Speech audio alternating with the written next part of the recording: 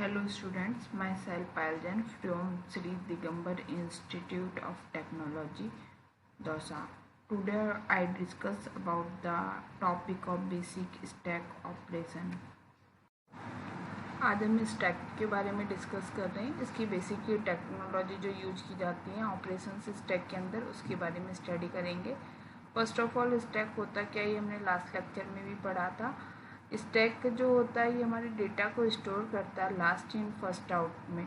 इसके अंदर हम आइटम्स को पुश कर सकते हैं और पॉप कर सकते हैं। तो स्टैक आइटम्स का सीक्वेंस होता है, जो सीक्वेंस का ओनली वन एंड होता है, उसी के द्वारा हम इसको एक्सेस कर सकते हैं। एग्जाम्पल्स के लिए ये बुक्स हैं। एक जैसे सबसे नीचे जो बुक्स है ये सबसे पहले हमने रखी थी, फिर सेकंड इसके ऊपर ये रखी, फिर ये ऐसे करके ये बुक्स रखी हुई हैं। यदि हम इस बुक्स को सबसे पहले उठाएंगे तो जो सबसे लास्ट में हमने इंसर्ट करी थी उस बुक्स को हम सबसे स्टार्टिंग में उठाएंगे। तो इसका मीन्स ये होता है कि लास्ट में जो इन करी है उसको फर्स्ट में आउट करेंगे। यही सेम दूसरा एग्जांपल है प्लेट्स का, कि प्लेट्स रखी हुई हैं। जो प्लेट सबसे पहले रखी थी वो सबसे नीचे है और जो सबसे लास्ट में रखी थी वो प्लेट सबसे ऊपर है। तो जो सबसे लास्ट प्लेट हमने इन करी थी उसको हम फर्स्ट में आउट करेंगे। अब आता है ऑपरेशंस। जो स्टैक पर हम ऑपरेशन परफॉर्म करते हैं वो होता है पुश, सेकंड ऑपरेशन होता है पॉप। ये जो दोनों ऑपरेशन होते हैं ये स्टैक के टॉप से किए जाते हैं। या स्टैक के टॉप से हमने जैसे एंट्री करी, किसी आइटम को हमने इंसर्ट किया, तो जो फर्स्ट एंट्री है, then second, third, so on, last entry. यदि हमको आइटम अब पॉप करना है, पॉप का मीन्स होता है आइटम को बाहर निकालना, तो इस एरो के थ्रू हम आइटम पॉप करने, तो जो सबसे लास्ट आइटम हमने डाला था, जो सबसे लास्ट एंट्री करी थी, उसके थ्रू हम सबसे लास्ट आइटम निकालेंगे। तो ये हुआ first in and last out. Operation में फर्स्ट है पुश। पुश का मीन्स होता है कि स्टैक के टॉप से आइटम को इंसर्ट करना। सेकंड आता है पॉप, स्टैक के टॉप से आइटम को डिलीट करना। तो it is use to delete items from stack. Top it represent the current location of data in stack. Stack में जो डेटा की करंट लोकेशन होता है उसे बताता है। जैसे कि हमने फर्स्ट एक एग्जांपल लिया है, इसमें 3 आइटम है। फर्स्ट हमने ए इंसर्ट किया, then B, then C. C denote करेगा स्टैक के टॉप आइटम को। पुश का मीन्स है स्टैक में आइटम इंसर्ट करना। तो फर्स्ट ये जो ऑपरेशन है वो push operation, B push operation किया और C push operation. Then item push करना है नेक्स्ट डी, तो नेक्स्ट आइटम पुश करा डी। नेक्स्ट आइटम हमने ई पुश करना है, तो इसमें नेक्स्ट आइटम पुश कर दिया। सेकंड ऑपरेशन हमने बात करते हैं पॉप की। पॉप का मीन्स होता है किसी भी आइटम को टॉप से बाहर निकालना। तो हमको फर्स्ट ऑफ ऑल जो आइटम हम सबसे पहले आउट करेंगे वो ई होगा, तो हमने ई को पॉप कर दिया, यहाँ से हमने डी को पॉप कर दिया।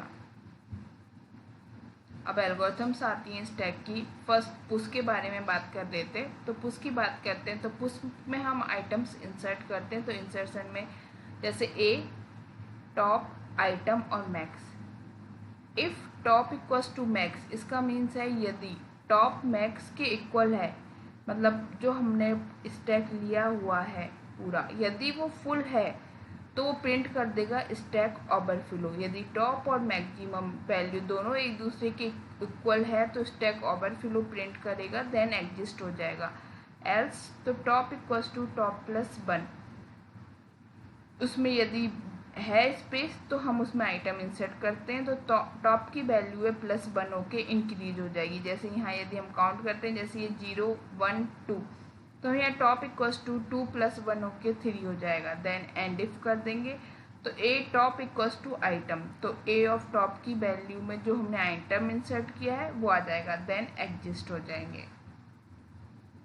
अब इसने जैसे कि डी पुश करा तो डी हमारा टॉप की वैल्यू पे चला गया। तो after stack, before stack operation में डी पुश करने के बाद में stack after A B C D, तो टॉप की वैल्यू इस टाइम पे 4 हो जाएगी और डी आइटम हो जाएगा।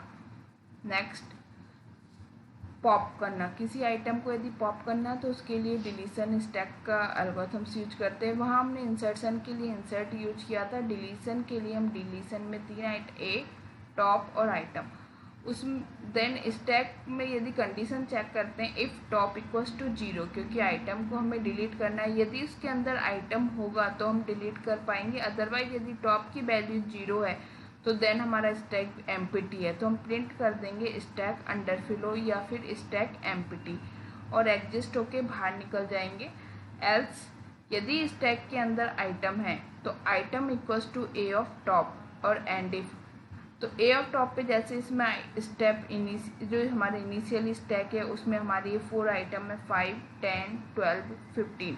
इसे हम टॉप से आइटम को ही डिलीट करते हैं। यदि हमें इस 15 को डिलीट करना है तो यहाँ से हमने 15 को डिलीट करा तो इसमें जो एक माइनस हो जाएगा, तो इसका जो है वो जो आइटम है वो इक्वल हो जाएगा ए ऑफ टॉप के। End if top equals to top minus 1 then exist pop 15 करने के बाद में ये नेक्स्ट हम पॉप 12 करेंगे, तो टॉप में से जो आइटम है 12 उसको फिर माइनस से 1 कर देंगे, तो टॉप माइनस 1 करेंगे तो हमारे पास 2 आइटम रह जाएंगे 5 और 10।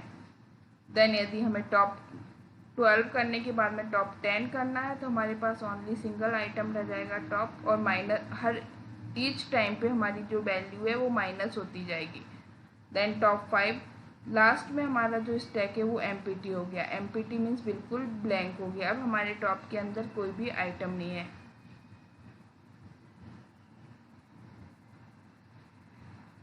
डिस्प्ले करना, तो किसी भी आइटम्स को स्टैक में हम डिस्प्ले करने के लिए जो एल्गोरिथम्स का यूज करते हैं, तो डिस्प्ले में वही top comma I comma A of I, तो आई हमारी वैल्यू को शो ऑफ करेगी। तो इफ़ टॉप इक्वल्स टू 0 यदि आइटम नहीं है स्टैक के अंदर तो वो एम्प्टी प्रिंट करेगा, एग्जिस्ट हो जाएगा।